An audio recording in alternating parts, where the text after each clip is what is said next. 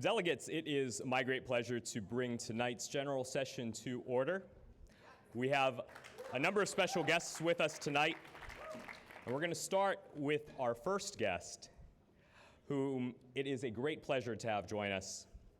I would like to welcome onto the stage the former governor of the great state of Maryland and current presidential candidate, the Honorable Martin O'Malley.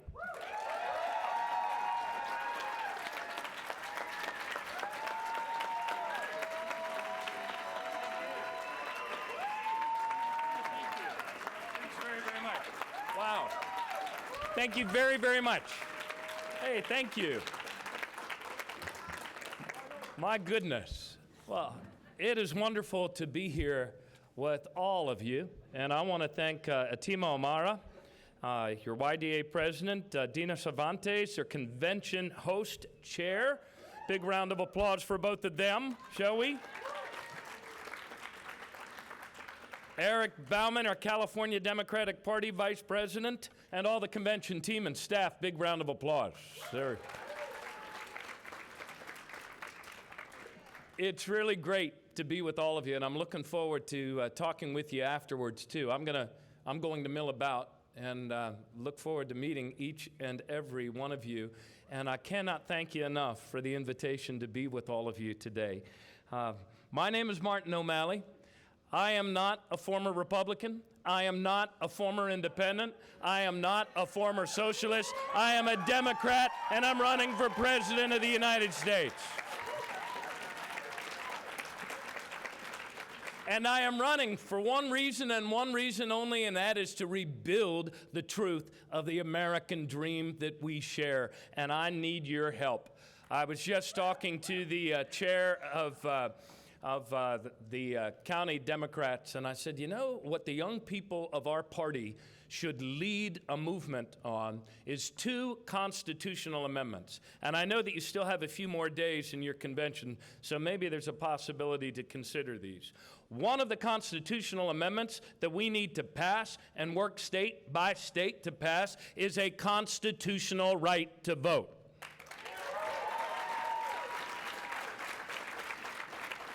And you guys can run with this ball. The second one is a constitutional right, or rather a constitutional amendment to overturn one of the worst Supreme Court decisions of late, and that is Citizens United. Corporations are not people. So I know if you run with both of those, I think they can be game changers. Let the other guys in the Republican Party explain to voters why they're against the constitutional right to vote, huh? Instead of nibbling around the edges, let's just go right to the heart of the matter. Let's ask all of those guys on their debate stage whether or not they believe that corporations are people. Huh? There are certain things we stand for as a country, and I know you guys carry those truths in your heart. So, look, let me share a couple thoughts with you. And as I do so, I want to tell you that I really need your help. And I'll make a full pitch here, but there's not a doubt in my mind that there's a huge generational shift going on in our country. And there is a new generation of leadership that's emerging throughout our nation, and all of you represent it here in this room. You see, you and I are part of a living, self-creating mystery called the United States of America. But the promise that's at the heart of that mystery is no abstraction. It is the very concrete promise, the very real covenant between us as a people, if you will, that whatever your parents' zip code, whatever your parents' income, in our country you start where you start, but through your hard work you're able to get ahead. So call it an economy that works. Call it the American dream. Whatever you call it, the truth of the matter is that it worked very, very well for us as a country for the better part of 240 years. That is, until we took a little bit of a detour down a path called trickle-down economics. But it is not too late. It can work again. In fact, our economy, our American economy, should work for all of us and not just a few of us. Wages should rise, not fall with productivity. No American child should go to bed hungry every night. Earning a college degree should not saddle a student or a whole generation of students and their parents with a mountain of debt for the rest of their lifetimes.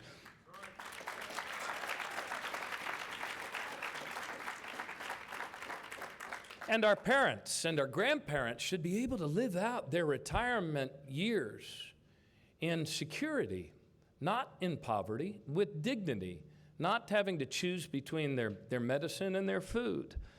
These are also all of the pillars of the 15 goals for rebuilding the American dream that I rolled out last week in Iowa. One by one, policy action by policy action, each one actually reinforcing the other and complementing the other. Bold ideas, concrete plans, actions to make our country stronger, to make the American dream true again in the most important places in our country, namely the kitchen tables of every single American family. Make no mistake about it. How you campaign determines how you govern and how far you can go in governing.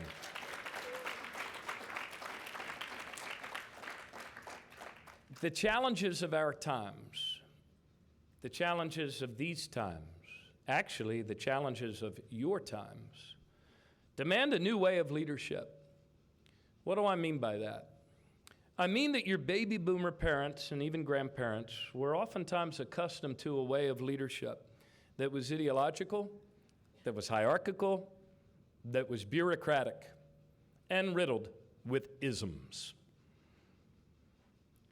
where political authority was most oftentimes based on the rule of because I said so.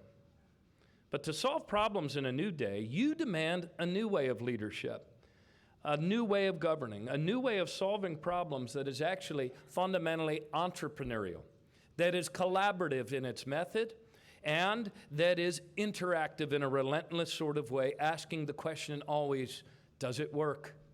All legitimate authority resting on the question of, show me that it actually works. There's a tremendous generational shift going on in our country, and that is why I wanted to be here.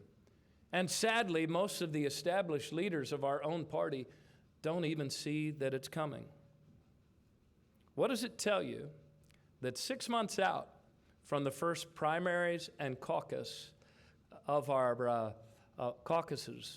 party's presidential nomination, that I am the only one of our presidential candidates that took the time and wanted to be here with you?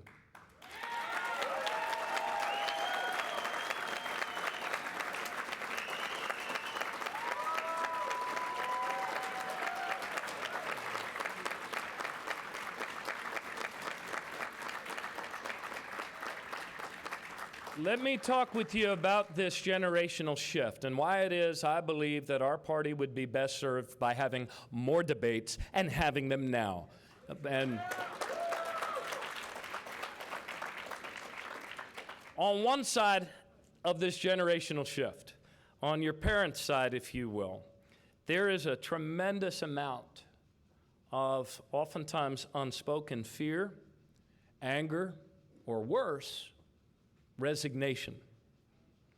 On your side, there is fearlessness, there is hope, and an unrelenting resolve to make better. What I'm talking about is this. Most of your parents and grandparents are plagued by a low-grade fear that they can barely even give voice to. It is the fear that by neglecting our country, we have given you a future of less opportunity, less health, less prosperity, and less security.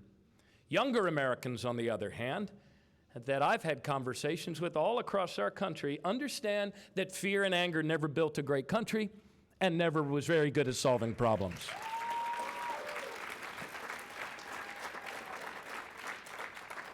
You are too focused on the urgency and the opportunity of now to waste time and energy on resignation. And you want to know where, if you want to know where our country is headed, talk to our young people. young Americans, especially under 30, as I have all across our country. And you will rarely meet among the young Americans people who deny that climate change is real or think that their country shouldn't do something about it. You will rarely find among young Americans under 30 people that want to bash new American immigrants or deny rights to gay couples or to their children and families.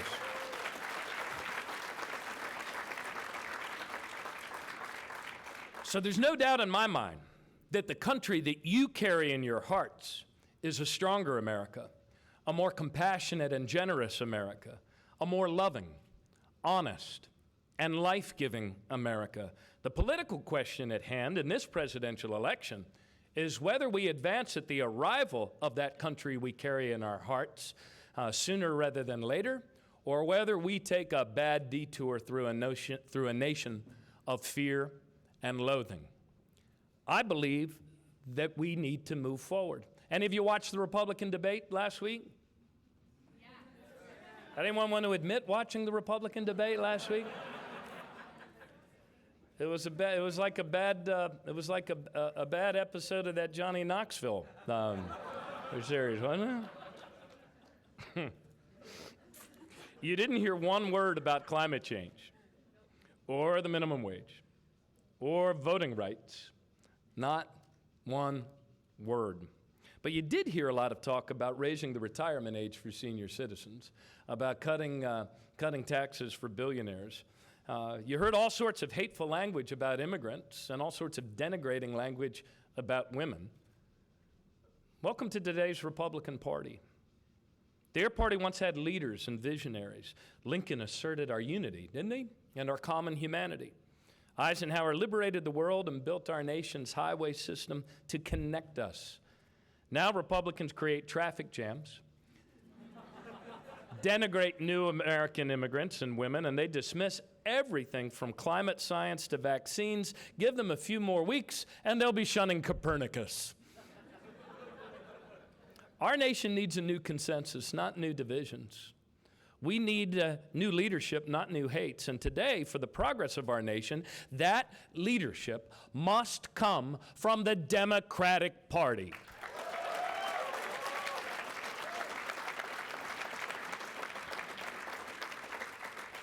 Now, I am not the only candidate in our party who holds progressive values, but I am the only candidate in our party with 15 years of executive experience as a big city mayor and as a governor, turning those progressive values into progressive realities, progressive results, progressive accomplishments. It's about getting things done.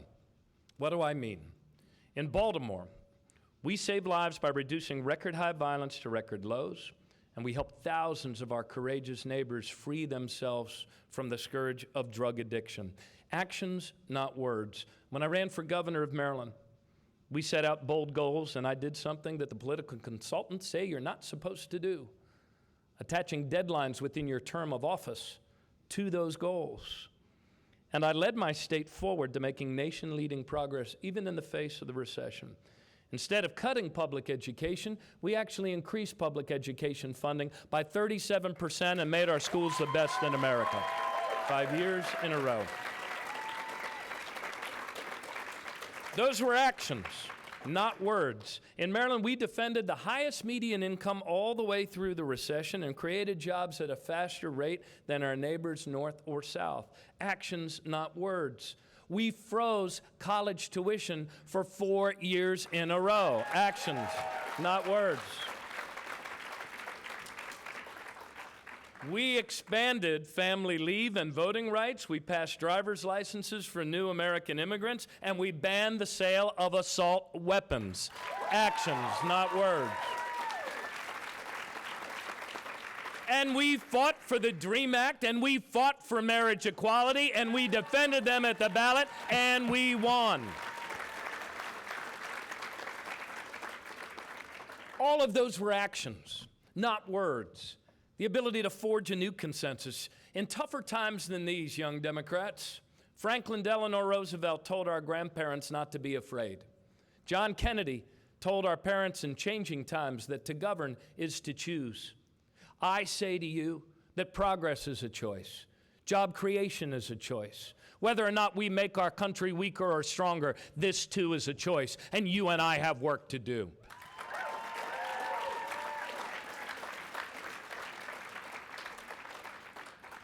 True story. My wife, Katie, and I have 4 kids, 2 boys, 2 girls. And our oldest daughter, Grace, is 24 years old. She is heading into her 3rd year as a first-grade teacher, Teach for America, at Walter P. Carter Elementary School in Baltimore City.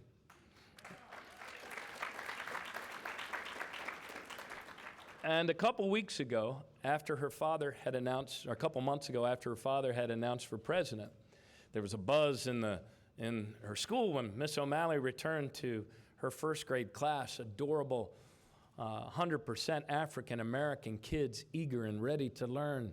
And one little girl in her classroom tugged her on the sleeve, true story, and said to her, "Miss O'Malley, I'm not so sure about this idea of your father running for president, because quite frankly, I kind of like Barack Obama." Well, a lot of us like Barack Obama. We have come a long way as a nation since the Wall Street crash and the Bush recession of 2008.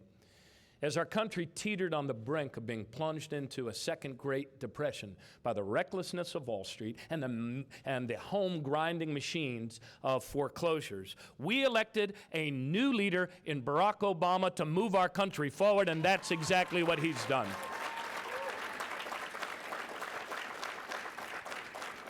A lot of the decisions that he had to make individually were not popular. We don't elect presidents to be popular. We elect them to make the right decisions to move our country forward. And get this, and this is the good news. Our country is doing better, and we can see that in 65 months in a row of positive month-over-month job creation. That's the good news. And that is the good news. But here's, my fellow Democrats, the tough truth of our times, and it is this. 70% of us are still earning the same or less than we were 12 years ago. And that is not how our country's supposed to work. There is still a growing, compounding injustice in our country and economic inequality that threatens quite literally to tear us apart. Wealth and power over the course of these last 30 or 40 years have trickled down, and then sometimes trickled down light, and sometimes Democrats not having the spine to stand up for the more common sense economics that our parents and grandparents practiced. We have so concentrated wealth and power in the hands of so few that it is literally taking opportunity out of the homes and the wallets and the neighborhoods of the many. And this did not happen by accident. Powerful, wealthy, special interests in our own country used our government to create an economy that is leaving a majority of our people behind, where we work harder but we do not get ahead. My father went to college. After flying 33 missions over Japan in a B-24 Liberator, he went to college on a GI Bill. Just 2 generations later, my daughters went to college, and our whole family got saddled with a mountain of bills. We are the only nation on the planet that saddles our college graduates with a mountain of debt that they will be paying off for a lifetime, and it doesn't have to be this way.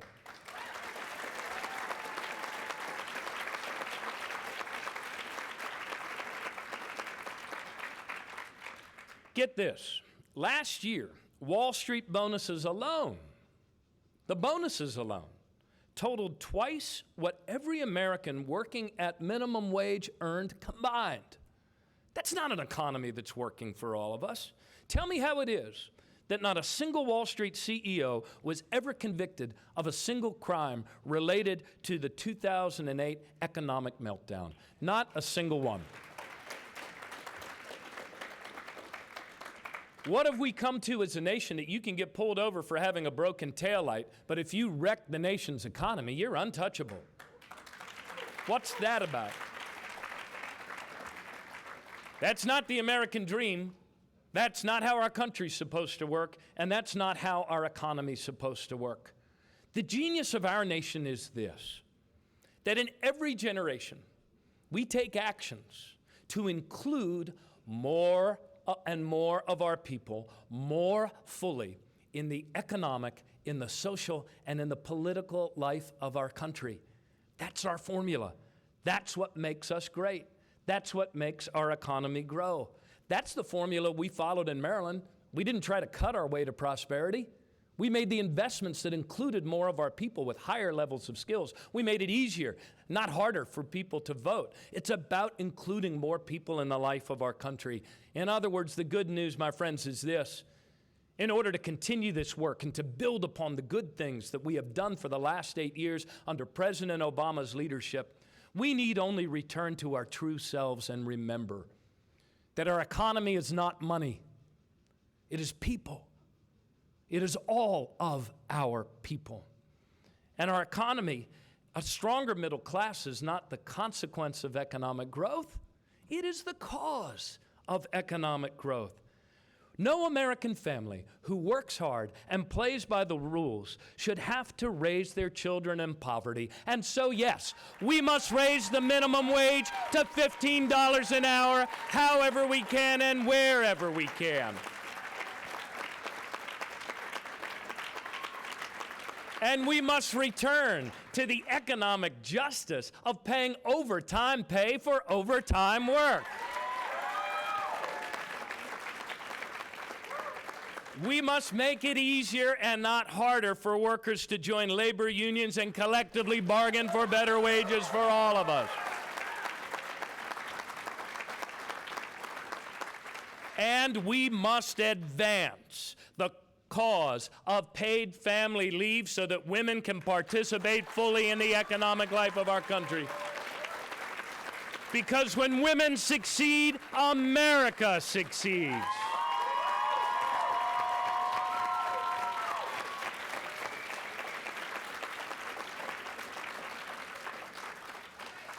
Last week, I put forward 15 strategic goals to rebuild the American dream that we share and to make it true in the homes of all Americans, improving the net median wealth of American families by at least $25,000 in 10 years, increasing wages by 4% a year within 4 years, cutting youth unemployment in half within 3 years with national service and the other things that actually can work to put our people to work. Full employment for American veterans, and instead of cutting Social Security, we need to expand Social Security.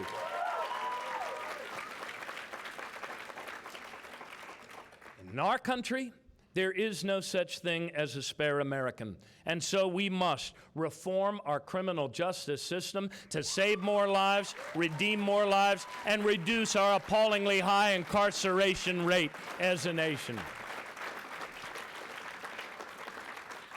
And if you want wages to go up, then let's bring 11 million of our neighbors out of the underground shadow economy and into the full light of an open, on-the-books American economy with immigration reform.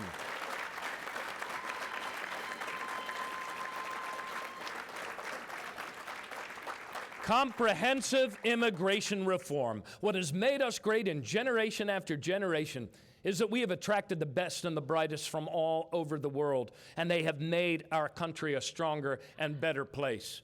What have we come to now? That we are so gridlocked in Washington that we can't do what's best for our nation's economy and our nation's security, but we can spend money on chain link fence and barbed wire to intern women and children and families? That's not my America, and that's not the America you carry in your hearts.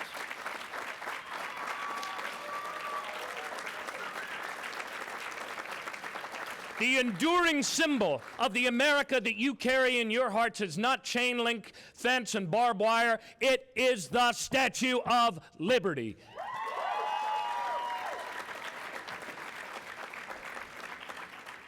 So, let's take action, shall we? Let's take the actions necessary to make a debt-free college degree something that's available to every family in America within the next 5 years. And let's, as Americans and the great nation that we are, square our shoulders to the challenge of our times, and by moving America forward to a 100% clean electric grid by 2050, and create 5 million jobs along the way. We are standing on the threshold of a new era of American progress. Together, we have to take the actions necessary, though, to walk through that door, to rebuild America's cities and towns as places of justice and opportunity, to invest in our infrastructure, not just clean air, but clean water and better transportation infrastructure. These are things we can only do for ourselves. China's not going to do it for us. India's not going to do it for us. This is our country. We're Americans. And we need to make the investments in our country in order to make real the promise of opportunity for all. None of these things happen by themselves. They happen because of the actions that we take.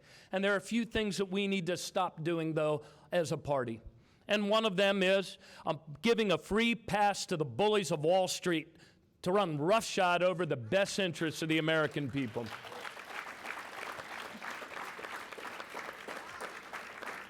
We must reinstate Glass-Steagall and restore robust prosecution to Wall Street. And if a bank is too big to fail, too big to jail, and too big to manage, then it's probably too damn big and needs to be broken up before it breaks our economy again.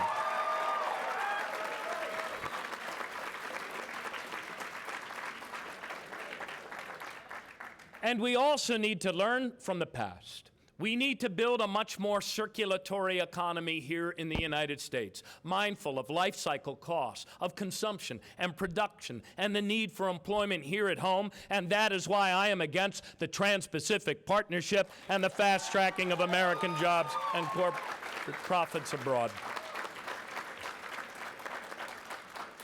It's not what the other countries are doing to us. It's what we're not doing for ourselves. We need to build up our own American economy.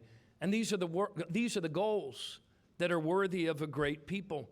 These are the actions that will give our kids a stronger country and more opportunity. I leave you with these words. The great poet laureate of the American dream, Bruce Springsteen,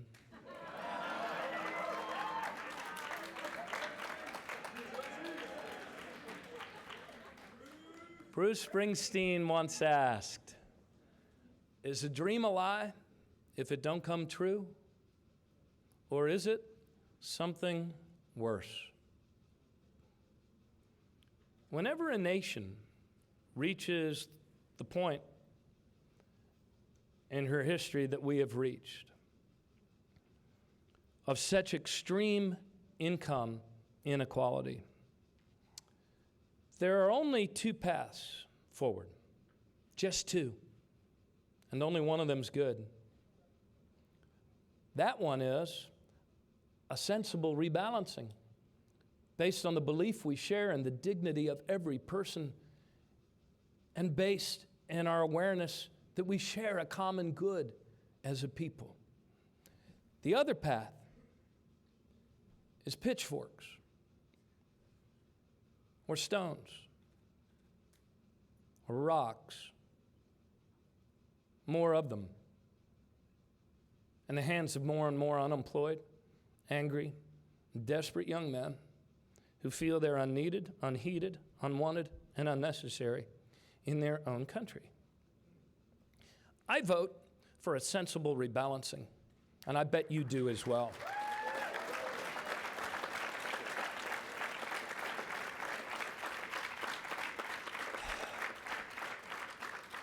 But I need your help. I want you to be my state coordinators of this presidential campaign. I want you to be my county coordinators of this history-changing presidential campaign. I want you to run as delegates to the national convention for this campaign.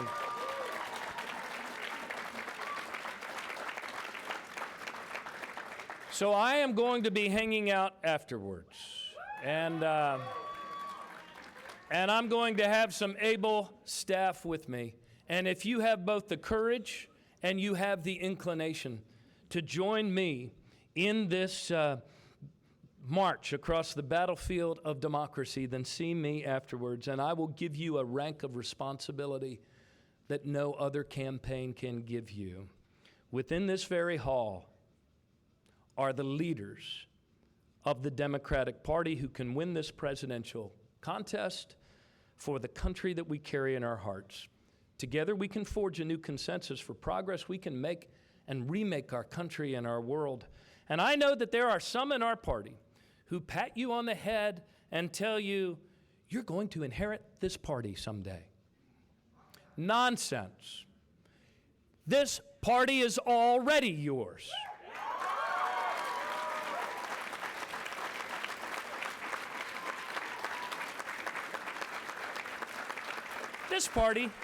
This party is yours right now. Think about it. Think about this. In 2012, Mitt Romney won a majority of the votes cast by Americans over 30. But Barack Obama won a vast majority of votes cast by Americans under 30. This party is already yours. Their party.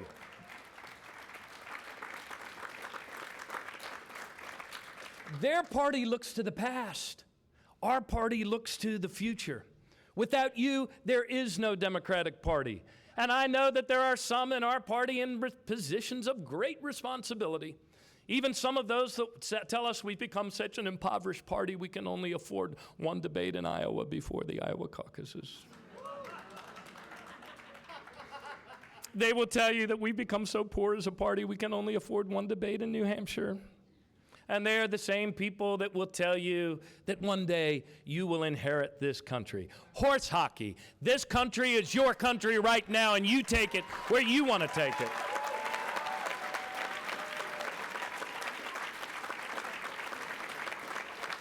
Does anyone seriously believe that marriage equality would be the law of the land in the United States today without younger people showing us the way forward?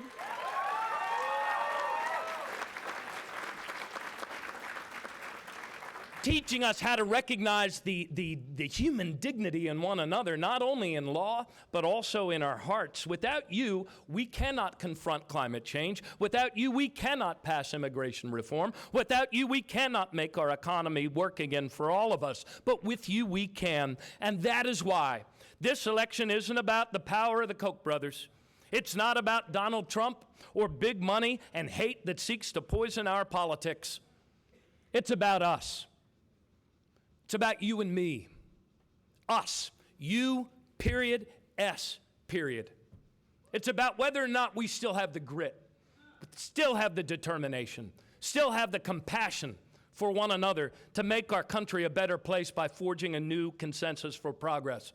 I believe we do, and I'm betting that you believe it as well. So join me in this fight for the country we carry in our hearts. Join me for the better future we can make together, the affirmation of the duty we have to transform our nation. This is our country right now, and together, let us make the most of her. Thank you all very, very much.